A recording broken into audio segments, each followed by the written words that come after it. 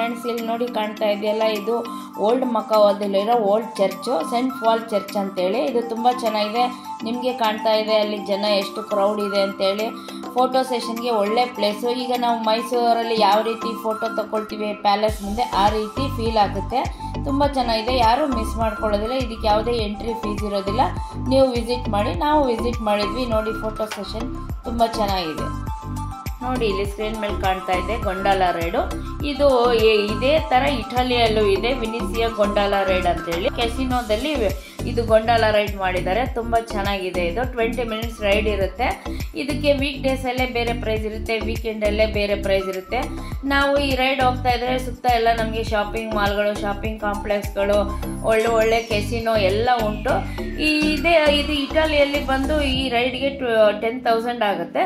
ನಮ್ಮ ಇಲ್ಲಿ ಮಕಾವೋದಲ್ಲಿ 1,500 ಆಗುತ್ತೆ. ಈ ಗೊಂಡಾಲ ರೈಡ್ನ ಇಟಲಿಯಲ್ಲಿ ಹೋಗಿದ್ದವರು ನಮ್ಮ ಒಟ್ಟಿಗೆ ಬಂದಿದ್ದರು. ಅವ್ರು ಹೇಳಿದ್ರು ಇಟಲಿಗಿಂತಲೂ ಚೆನ್ನಾಗಿದೆ ಅಂತೇಳಿ. ನಾವು ಹೇಳಿದ್ನಲ್ಲ 1,600 ಪ್ರೈಸು, ಅದು ವೀಕ್ ಡೇಸ್ದು. ವೀಕೆಂಡಲ್ಲೇ ಬೇರೆ ಇರುತ್ತೆ ಪ್ರೈಸು, ವೀಕ್ ಡೇಸಲ್ಲೇ ಬೇರೆ ಇರುತ್ತೆ ಪ್ರೈಸ್ಗಳು. ತುಂಬ ಚೆನ್ನಾಗಿರುತ್ತೆ. ಇದನ್ನು ಯಾವುದೇ ರೀತಿ ಮಿಸ್ ಮಾಡ್ಕೊಳ್ಳದೆ ಆನ್ಲೈನಲ್ಲಿ ಬುಕ್ ಮಾಡ್ಕೊಂಡು ಹೋಗಿ. ಯಾಕೆಂದರೆ ಆಫ್ಲೈನ್ ಹೋದರೆ ನಿಮಗೆ ಟಿಕೆಟ್ ಸಿಗೋದು ತುಂಬ ಕಷ್ಟ ಆಗುತ್ತೆ ಬುಕ್ಕಿಂಗು. 1 ಡೇ ಮುಂಚಿತವಾಗಿ ಆನ್ಲೈನಲ್ಲಿ ಬುಕ್ ಮಾಡಿಕೊಂಡು ಈ ರೈಡ್ ಹೋಗ್ಬೋದು. ಇಟಾಲಿಯಲ್ಲಿ ಒರಿಜಿನಲ್ ಇದು ಇರೋದು.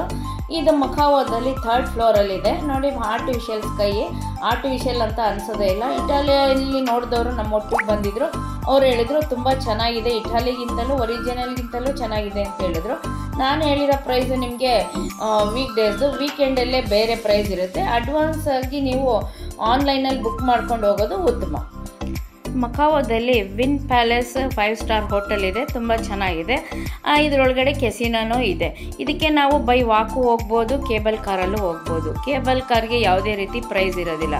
ಕೇಬಲ್ ಕಾರಲ್ಲಿ ಹೋಗ್ತಾ ಇದ್ದರೆ ನಿಮಗೆ ವ್ಯೂಸ್ ಎಲ್ಲ ನೋಡ್ಕೊಂಡು ಹೋಗ್ಬೋದು. ಕೆಳಗಡೆ ವಾಟರ್ ಫಾಲ್ಸ್ ಆಗ್ತಾ ಇರುತ್ತೆ, ಅದನ್ನು ನೋಡ್ಕೊಂಡು ಹೋಗ್ಬೋದು. ವಾಟರ್ ಶೋ, ಲೈಟ್ ಶೋ ಎಲ್ಲ ಇರುತ್ತೆ.